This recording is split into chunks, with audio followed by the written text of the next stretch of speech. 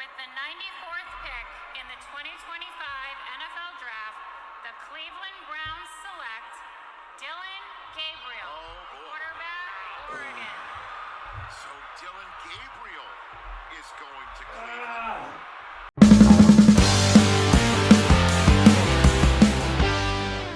Hey guys, welcome back to my channel, or if you are new here, then please do me a favour and hit that subscribe button.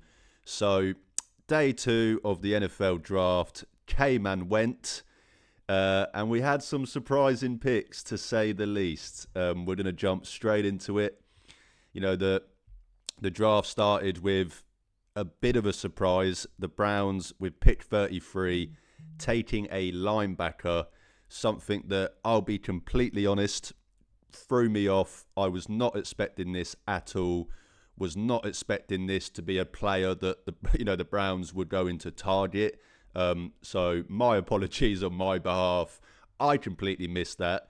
But to be honest, I think every Browns draft content creator or draft analysis or whatever you want to put in it missed on this one. I don't think anyone thought this was going to be someone they were going to target.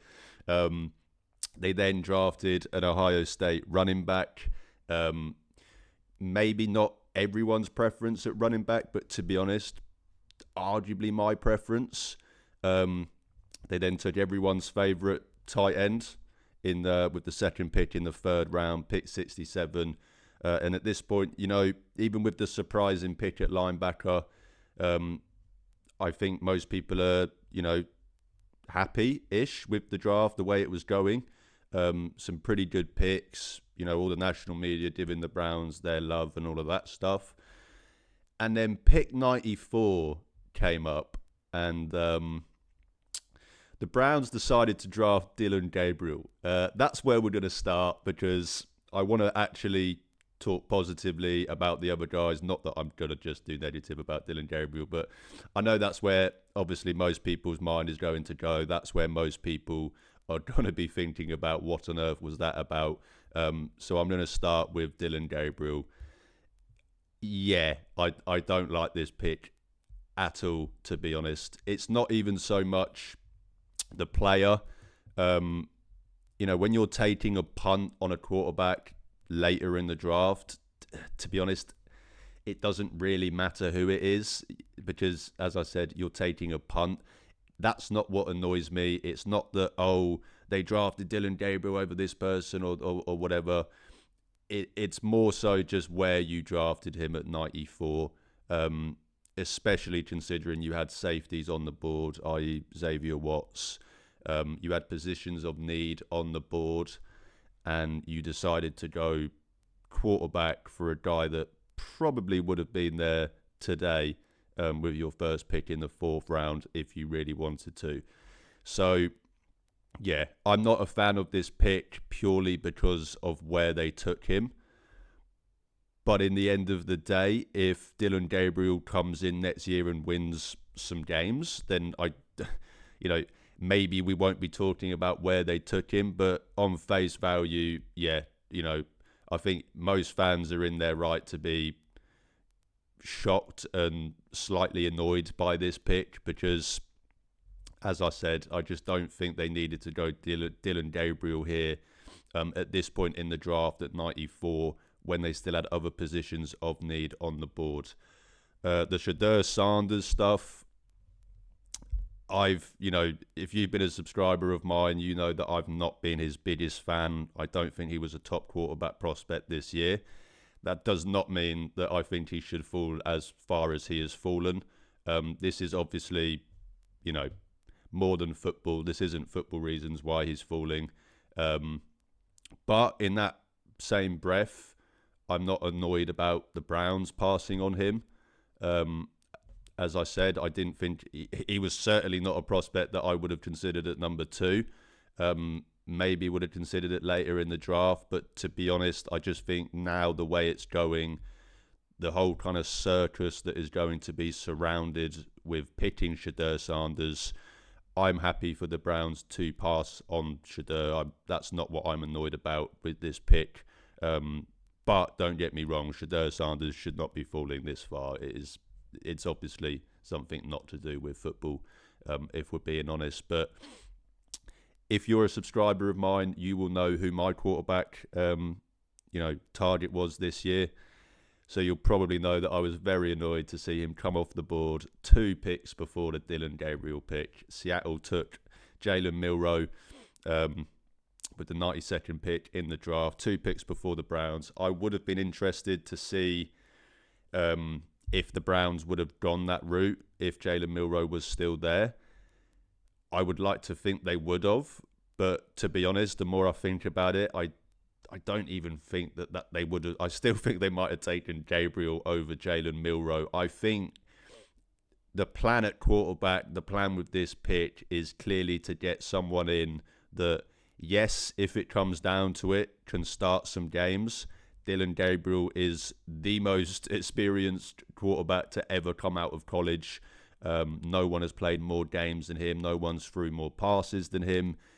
He is as experienced as it gets.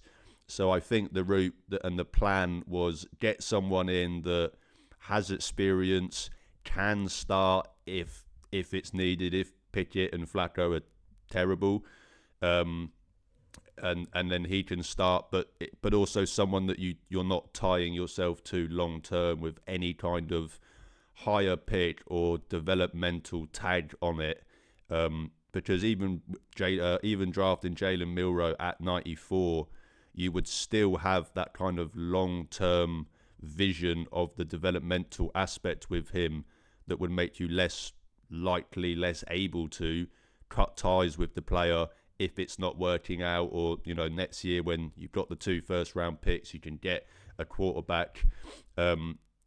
It's going to just be harder to do that when you've got ties to someone like a Jalen Milroe. So I think even if Milroe was there, they probably weren't going to take him. I think the plan all along was they probably had a short list of guys.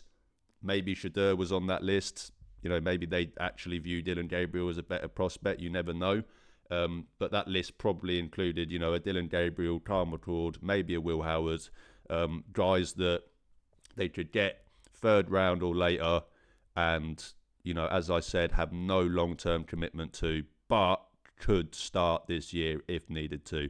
I think that is the route, that is the plan, what they're doing with quarterback. Would I have liked to see Will Howard over Dylan Gabriel? Yep. Would I have liked to see Kyle McCord over Dylan Gabriel? Probably. But as I said, in the end of the day, these are all late-round quarterback prospects. We're deciding. It's not like we're deciding between Patrick Mahomes and Bryce Young or something. You know what I mean? It's you're deciding between late-round prospects that, and in the end of the day, there's not that much in between them anyway. So while I would have preferred to have Will Howard, while I would have preferred to probably have a Kyle McCord, I of course would have preferred to have a Jalen Milroe. It's, as I said, it's not so much the Dylan Gabriel over those guys. It's more so just taking him at 94. Don't think you needed to do that. I think you could have addressed other positions at that spot. So was a little bit annoyed with this one. Don't really get it. When the pick came through, I mean, I'll be honest, I was drifting in and out of sleep on my sofa at about 4 a.m. And I thought I was having a bad dream as I kind of half woke up to the Browns drafting Dylan Gabriel and checked that out. So, look, I don't love it at all. I really don't think it's a very good pick. It's not a exciting pick, especially not in the 3rd round. I think you could have got him in the 4th. Shit, you might have even been able to get him in the 5th. But at the end of the day, they made the pick. It's a quarterback. A lot of people wanted a quarterback. It's clearly one that they've handpicked.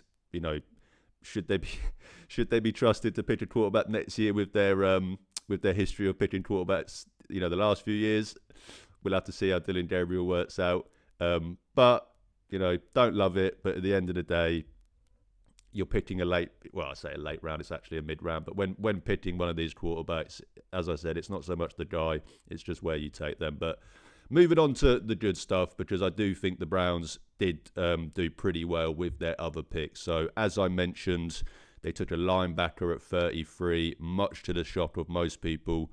But it's a pretty good linebacker. Carson Schwessinger. I completely butchered that. Schwessinger, I think. I'm so bad with names, guys. I really need someone to help me with names. He is a do-it-all linebacker. He is a fun player. He is athletic. He is incredibly quick, sideline to sideline. He covers the field, really well. He is a do-it-all linebacker and one of the better linebackers in this draft. I just wasn't entirely sure that this was something they were going to do. We've spoke about before, the Browns haven't really invested much capital into linebacker at all, really. I mean, JOK is pretty much the exception. They usually just kind of sign these cheap veterans. So for them to literally with the first pick in the second round take a linebacker, yes, it was a bit of a surprise. But when you kind of digest it, hindsight, I like the pick. I do like the pick. Yes, it does make you wonder whether or not, this is bad news regarding JOK and, of course, his future with the Browns and with the game of football itself. Of course, with the neck injury he suffered last season. So, yes, it would be silly to not recognise that and think, is that something to maybe be worried about? The Browns, obviously, they were not going to come out and say, yes, we did this because JOK is going to retire. But they, shut that talk down. So, if this is a JOK replacement, it's a pretty good JOK replacement. But if this is someone to potentially play next to JOK, then that's incredibly exciting. You've got two linebackers that can do it all in the passing game, in the run game, electric to the ball. That sideline to sideline speed is incredible. You'd basically have two heat-seeking missiles out there. If this was to pair with JOK and he's able to play. But of course, I'm not going to make that kind of thing now. I'm not going to talk about that now. And until we get news about it is when we'll obviously talk about it. But he is actually he was a 0-star recruit. He was a walk-on at UCLA. And then in this last season, just burst onto the scene. He led the Bruins with 136 total tackles. He had 9 tackles for loss, 4 sacks, 2 interceptions. I think his biggest skill set is in the passing game, as both as a coverage linebacker as well as a blitzer. He's really, really good at that. But he is also really decent in the run game as well. He's able to shoot gats. He's able to pick up ball carriers.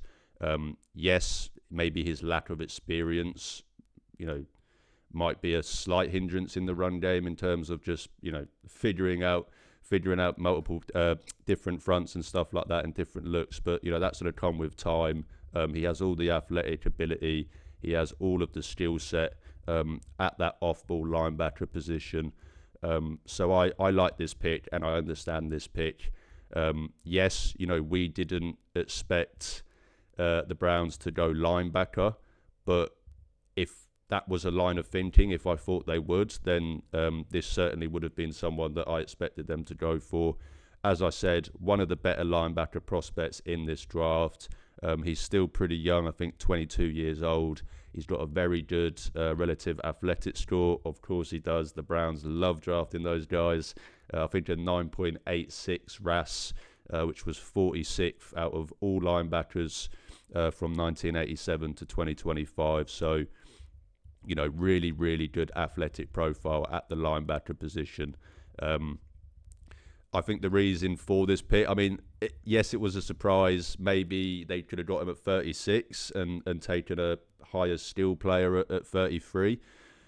But, as the draft analysis on NFL Network were quick to point out, no one really had a high grade on any other linebacker after this guy. So, if the Browns wanted to target linebacker, they had to do it here because, as I said, no one really had any high grades on any guys after this. Linebacker kind of fell off a cliff. So if they were to go linebacker, this is where they were going to do it. So as I said, unexpected. I didn't think they would go linebacker purely just because they've invested such little capital in the room.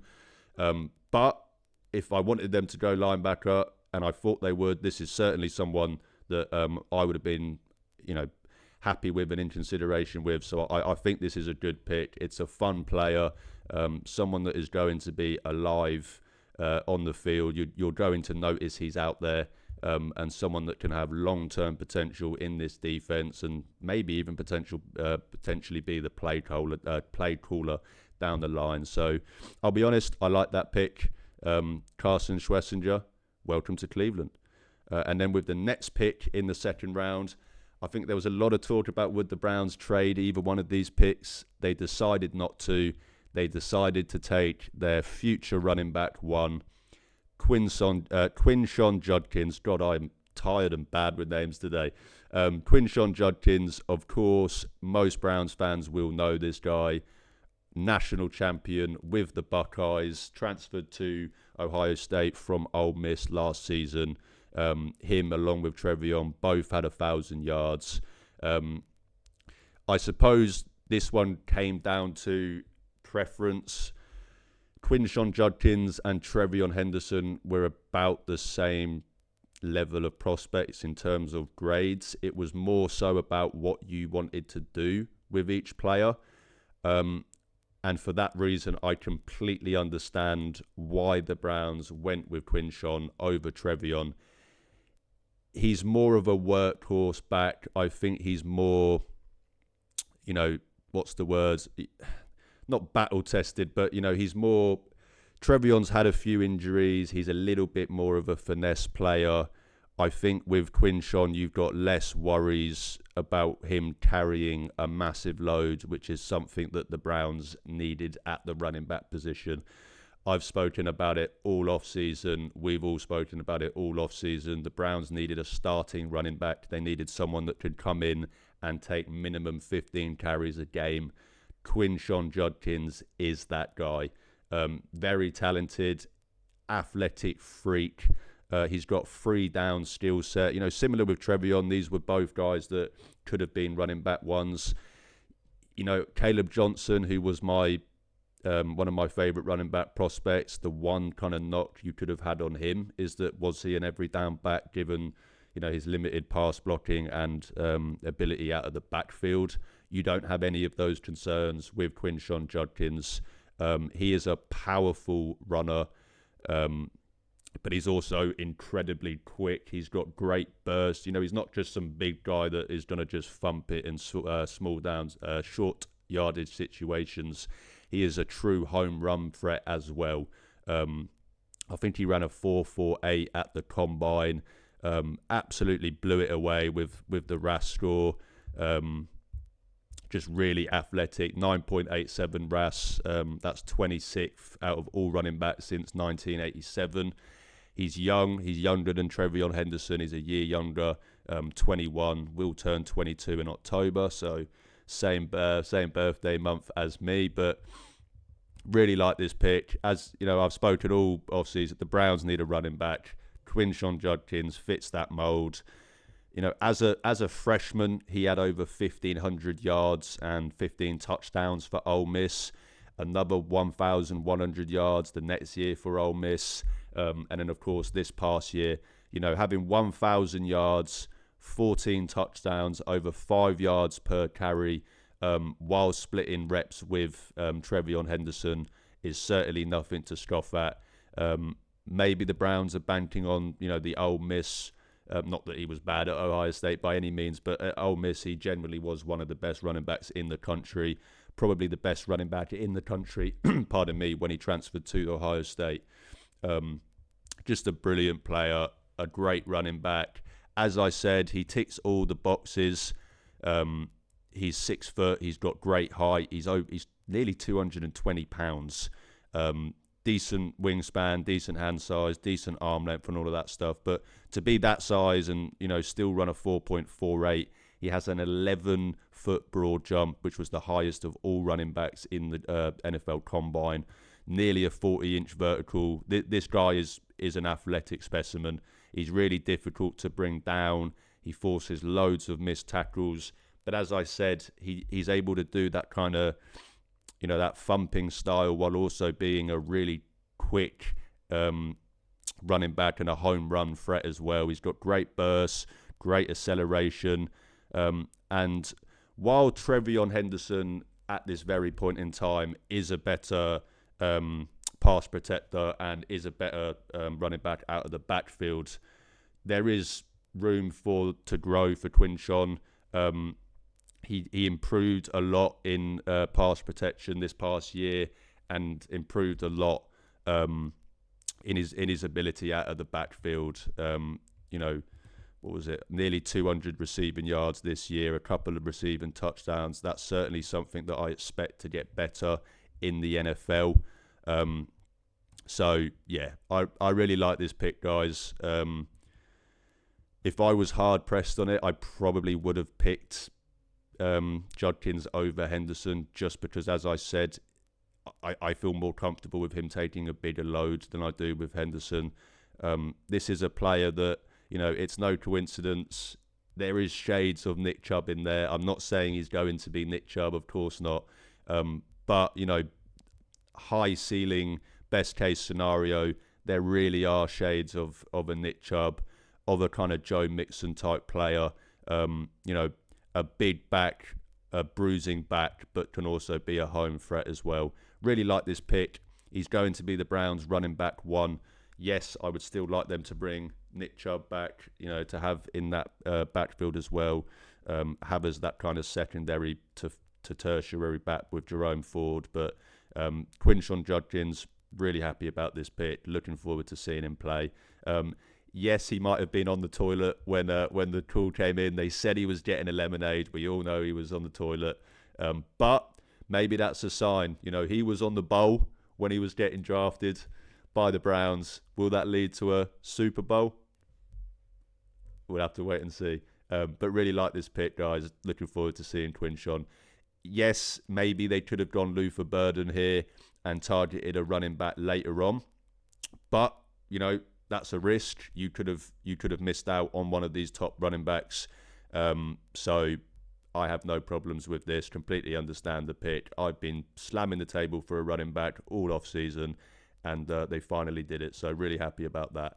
And then finally, everybody's favourite tight end, Harold Fannin, is a Cleveland Brown. We made it happen. We pushed it. We pushed the agenda, and we made it happen. Did they take him purely just for some good grace for the fan base before they took Dillon Gabriel? Maybe. I'm joking. This is a great pick, especially at 67.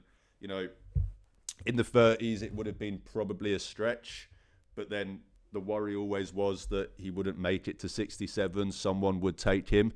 I got pretty worried early on in that second round in that mid kind of range of the second round, when the tight ends started flying off the board. We had Mason Taylor go. We had Terrence Ferguson go as well, Elijah Ario. So, pretty much 3 of the Browns' 4 tight end targets went fairly early, and maybe earlier than expected. So I was slightly worried that Fannin wouldn't make it. But he made it to 67. The Browns took him, and I'm really excited about the pick. I spoke about it in the draft kind of preview. Sorry, guys, I've got a hair in my mouth. Yes, he's not the biggest, he's not the fastest, he's not the strongest, but he's a football player and a really good one. He is fun. He is talented. He is versatile. He can line up all across. You could even probably put him out wide. He's that versatile of a receiver. Yes, he's not going to contribute on every down to start his career. As I said, he's not a very good blocker. But in terms as a pass catcher, I think he can be a day one impact player for the Cleveland Browns. I think he can contribute, to this passing game straight away as a rookie. He is only 20 years old. I think will be 20 for most of his rookie year. He is incredibly young. but also has incredible production, something that is quite rare, especially at the tight end position. 1,500 yards as a tight end for Bowling Green. And, yes, you can argue that it's Bowling Green, but in the end of the day, he was the best player on that team. Every game that he played, the opposition's defense entire game plan was pretty much centered around Harold Fanning, and he was still able to dominate. You look at some of the games that he played against better competition, the Penn State game, the Texas A&M game. He was arguably the best offensive player on the field against, very good college defenses. They are no slacks by any means. They are very good college defenses. So, yes, people are going to say, we did it at Bowling Green in the MAC. But, you can only play to your, what's in front of you. And when he did play better competition, he looked really good. I'm really excited about this pick. The Browns needed a tight end similar to running back. The need wasn't quite as much, of course, because they've got David Njoku, but they needed that running mate next to David Njoku. Fanning always made sense. As I said, yes, he's not a great blocker. I mean, people are going to talk about the blocking. He's not a terrible blocker. He's not like he can't block at all. The guy actually got pretty good grades in his blocking, run blocking and pass blocking. It's just that he's not that big. He's not that strong. It's never going to be a plus side of his game. But as I was saying, pair that next to David Njoku, who is someone where that is a plus side of their game. It doesn't matter as much, and it's not as much of a weakness for the tight ends. So, yeah, talented pass catcher, arguably the best pass catcher at tight end in this draft. I think over how many receptions has he had in his career? So 180 receptions in his career, and I believe someone can correct me if I'm wrong, but only 2 drops in his entire college career. So really, really good hands, really safe, solid hands. He's just a football player, man. I don't know how else to say it. He's just, he's got a knack for getting open. He can run a pretty much full route tree at the tight end position. I mean, as I said, the guys could probably line up wide, let alone in the slot. Yes, as an inline tight end, you would obviously want him to be a little bit bigger. That's not going to be his speciality, but you've got David Njoku for that. And similar to David Njoku, this is a yak threat. This is certainly a guy that can pick up yards after the catch. I think he had the most yak yards of any tight end in college football last year. Just a special player in terms of, running after the catch. I think he had the highest force missed tackle rate as well. And I'm talking historically high. Just a guy that has a great knack for getting open. And when you get him the ball in his hands, good things happen. I'm really happy about this pick.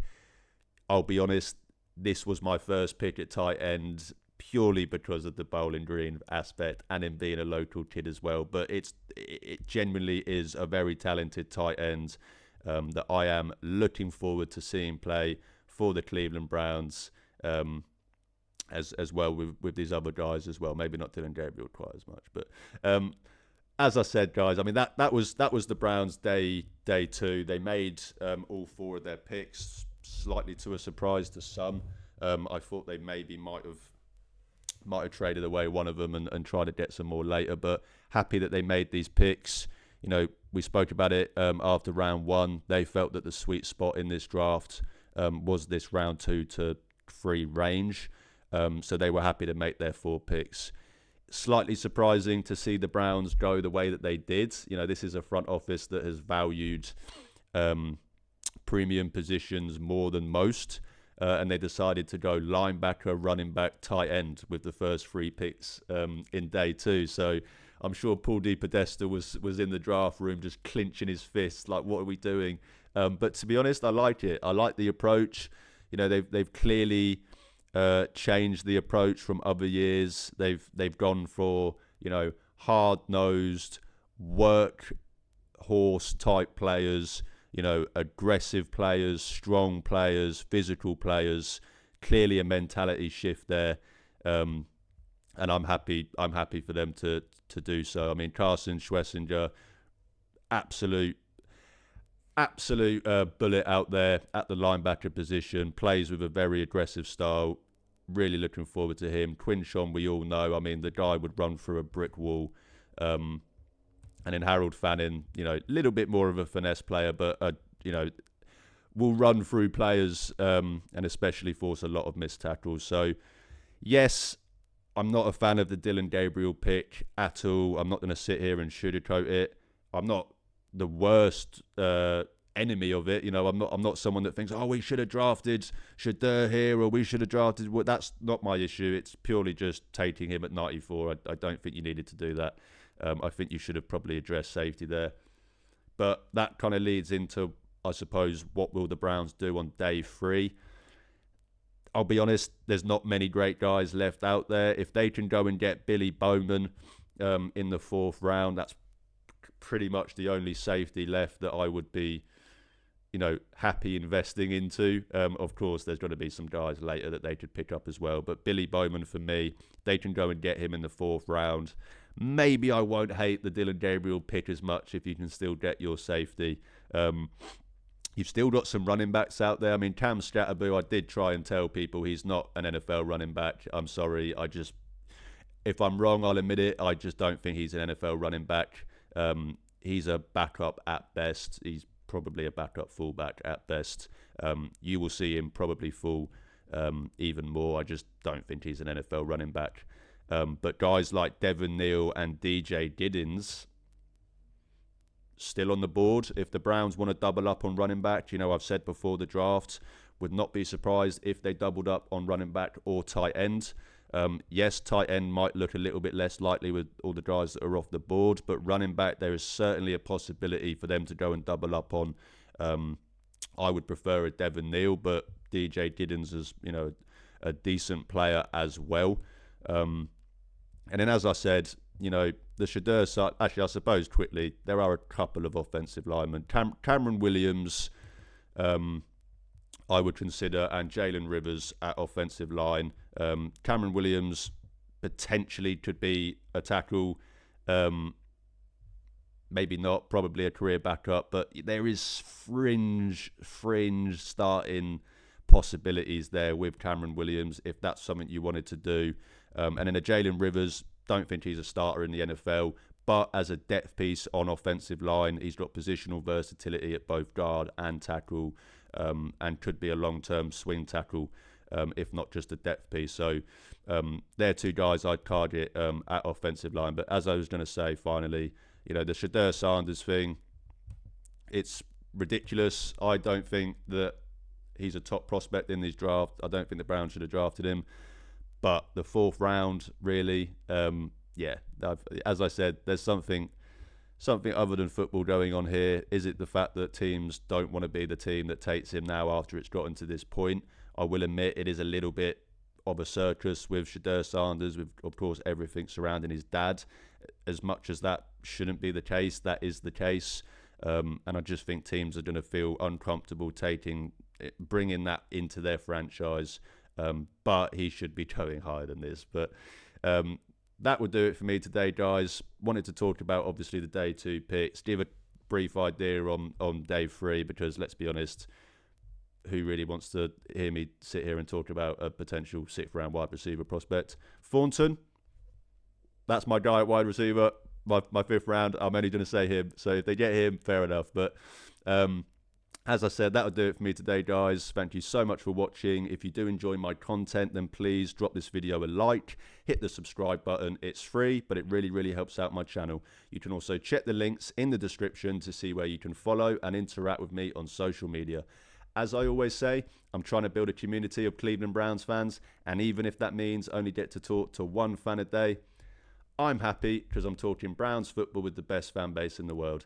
Thanks again for watching, guys. Enjoy day 3 today. Enjoy the rest of your weekend. Enjoy the Cleveland Cavaliers game 3 playoff game against Miami. And most importantly, go Browns and Cavs.